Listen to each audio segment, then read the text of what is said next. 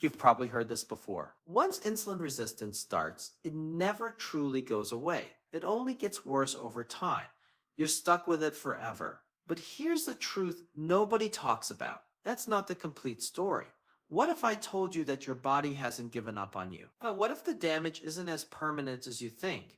In the next 12 minutes, you're going to learn something your doctor probably never mentioned. Something that could change everything. Before we dive in, do me a quick favor. Hit that subscribe button right now. This information could change your life. And I share videos like this every week to help you understand your health better. Let's start with something important. Your body didn't just stop working one day. It didn't fail you. Actually, your body has been trying to protect you this whole time. It's been adapting slowly, quietly, doing everything it can to keep you safe. The real problem? It's been sending you warning signals for years.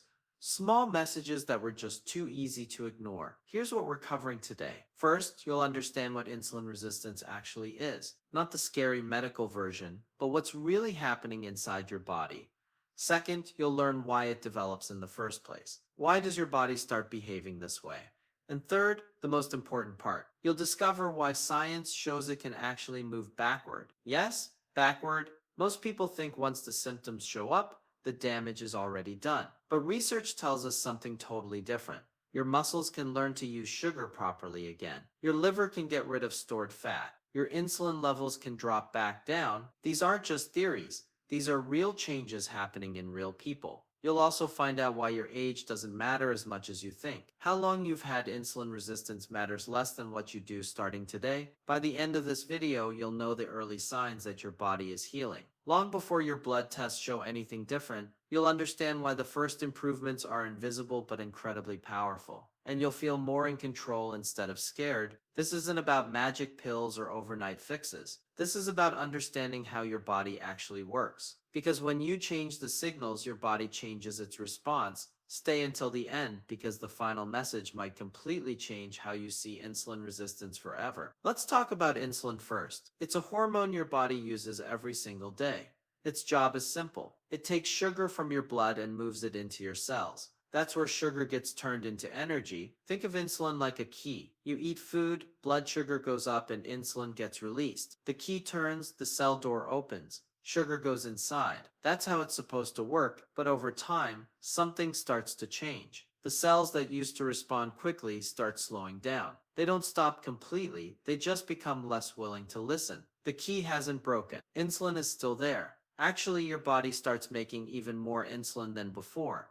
But the lock on the cell door gets stiff, like it's rusting. Because of this, sugar doesn't enter the cells as easily. It stays floating in your blood longer than it should. Your body notices this problem. It tries to fix it the only way it knows how. It releases even more insulin. At first, this works. Your blood sugar stays normal on paper. Everything looks fine from the outside. But underneath, insulin levels keep climbing higher and higher. High insulin sends a powerful message to your body. Store energy. Save it as fat. Extra sugar gets pushed into fat cells. Fat starts building up, especially around your belly. Meanwhile, your cells still aren't getting the energy they need. This is when fatigue starts. Your energy becomes unstable. One minute you feel okay, the next minute you're exhausted. Hunger hits hard even right after eating. Cravings become impossible to ignore. None of this happens overnight. There's no single moment where insulin resistance begins. It builds up slowly, meal after meal, year after year. Your body adapts quietly, trying to keep balance as long as it can. This happens long before blood sugar numbers rise, long before symptoms become obvious. The process is already happening. The warning signs are there. They're just really easy to miss. For most people, the feeling that it's too late doesn't come from nowhere. Blood sugar numbers start climbing even when you haven't changed your diet much. Each test feels worse than the one before. What looked like a small issue starts feeling permanent.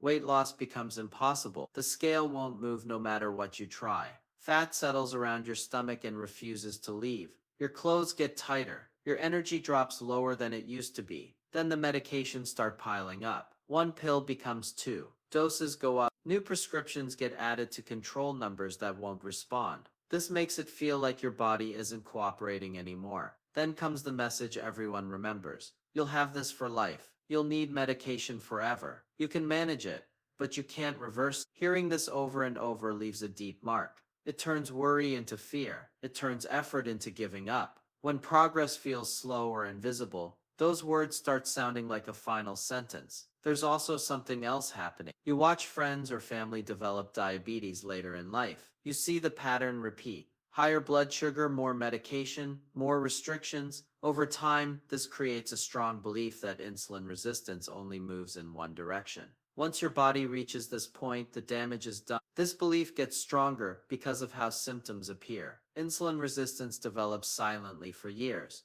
but it shows up suddenly. When it finally gets attention, it already feels too advanced. That timing alone makes it seem unfixable. All of this feeds one idea: it's too late to change anything. The window for recovery has closed. The only option left is management, not improvement.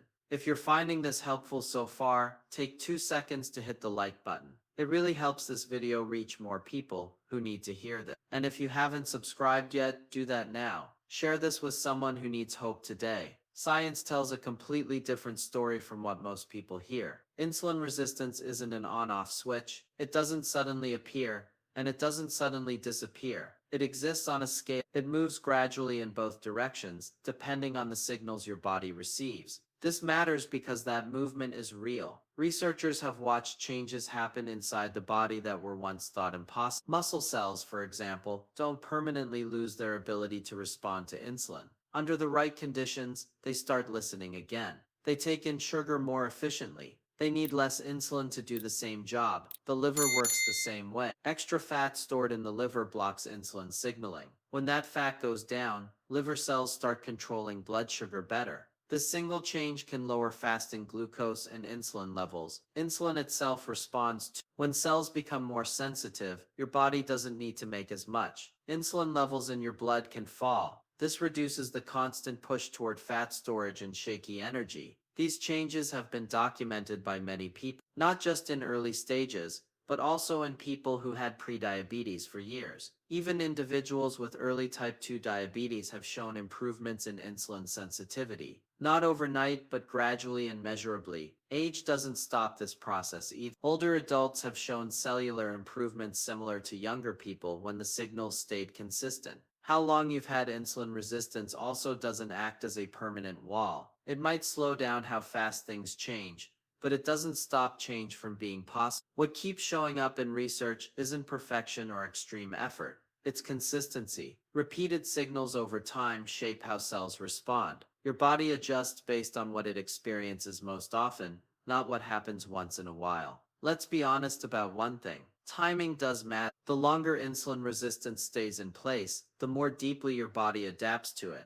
That doesn't mean recovery stops, but it does change the speed. When insulin resistance has been there for many years, progress moves more slowly. Cells have spent a long time dealing with high insulin. Patterns have settled into habits that are harder to shift. Early changes might feel invisible. The actions needed are often more careful. Small efforts that used to work might not be enough on their own anymore. Consistency becomes even more important. Habits need to be repeated more carefully. Signals need to be clearer and more frequent. This is where people get discouraged. When results don't show up fast, it feels like nothing's working. That feeling leads to stopping completely. Not because the body can't change, but because the change is quieter than expected. Harder doesn't mean hopeless. It means there's less room for inconsistency. Your body still responds, but it responds to what it experiences most often. Even after years, your body keeps seeking balance. It's always adjusting. It's always responding to repeated patterns. Cells don't hold grudges. They react to signals. When those signals shift and stay shifted,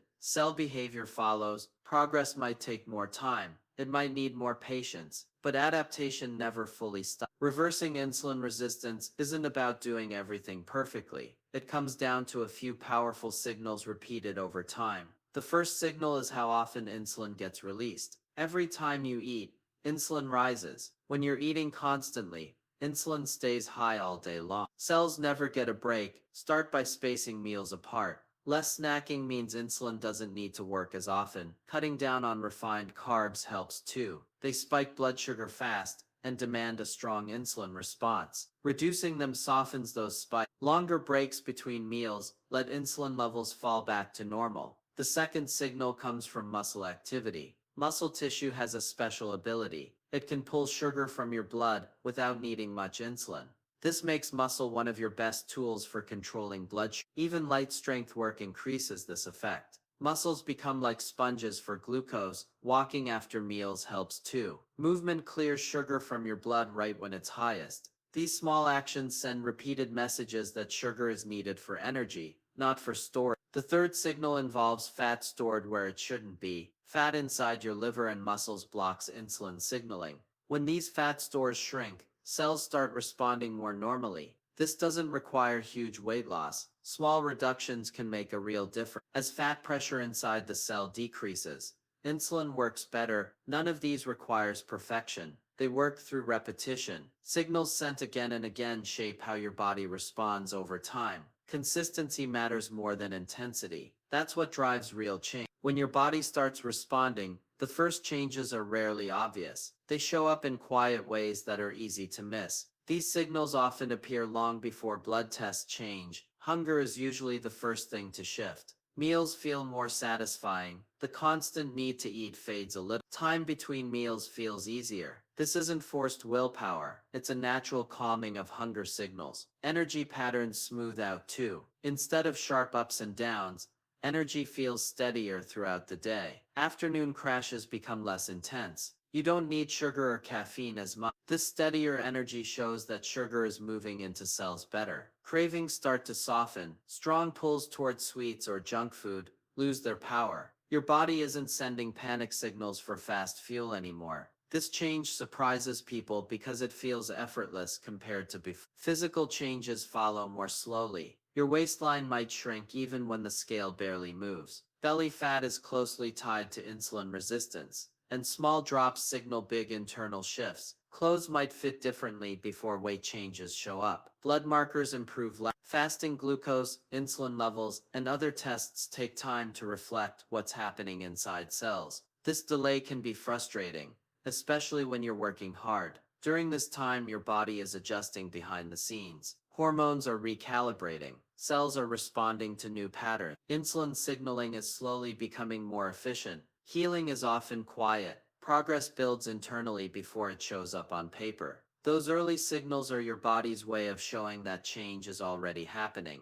There's one truth that sits beneath everything else. It gets missed because it doesn't sound dramatic. It's rarely too late. Your body doesn't suddenly lose its ability to respond. It holds on to that ability far longer than most people believe. At the same time, waiting has a cost. Insulin resistance doesn't freeze in place. When nothing changes, it deepens little by little. Cells keep adapting to high insulin. Patterns become more familiar to your body, not because they're healthy but because they're repeated. Waiting feels harmless. Days pass without obvious problems. Weeks turn into months. During that time, your body keeps adjusting in the background. Insulin signals stay loud. Fat storage continues its slow climb. Energy control becomes slightly less efficient.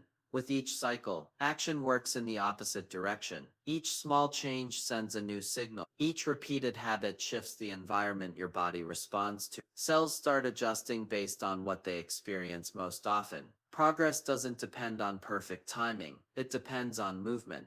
When action begins, even in small ways, your body pushes back against resistance. Insulin levels start to settle. Sugar handling becomes more efficient. Fat storage signals soften. This pushback is gradual, not sudden. It happens through repetition, not intensity. Your body responds to patterns, not promises. Every day gives you a choice. Reinforce old signals or introduce new ones. Those signals shape how your body adapts next. The direction might change slowly, but direction still matters. The ability to influence that direction stays with you longer than you expect. Your body isn't broken. Every cell, every system is still listening. It's responding to the signals you send every day. When you change those signals, your body follows. Small, consistent actions matter more than anything else. If this video gave you hope or helped you understand insulin resistance better, smash that like button right now. Subscribe to the channel for more science-based health tips that actually make sense. And most importantly, share this video with someone who needs to hear this message today. Someone who thinks it's too late. Someone who's lost hope. Drop a comment below and let me know what surprised you most about this video. Thanks for watching. I'll see you in the next